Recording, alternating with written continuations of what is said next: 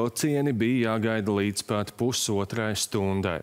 Pasažieri nereti gaida tos uz perona, jo ne visiem ir pieejama Vivi lietotne, mājaslapa vai sociālā tīkla X lietotne.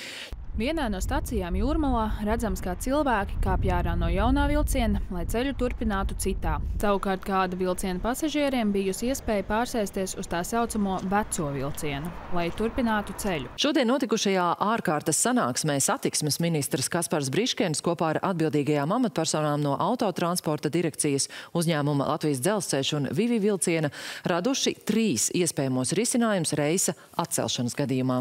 Kā Škoda ar mums runāja, ir 6000 savienojumi, kas ir uz vilciena, elektriskie savienojumi. Tajā brīdī, tad, kad vilciens ir nosertificēts, protams, ka viņš nebrauc līnijā visu laiku, viņš ir testa režīmā. Tagad, kad ir iekāpuši pilns ar pasažieriem, mums ir 436 sēdvietas un kopā ar stāvvietām līdz 900 iedzīvotājiem, tad tas svars, kas pienāk klāt, ir vairākas tonnas. Protams, ka vibrācijas svars, kāda no tām konekcijām var atlikt vaļā. Taču ko darīt pasažieriem? Var ņemt alternatīvas transporta līdzekļus, arī taksometru. Līdz ar to apsveicu jūs visus.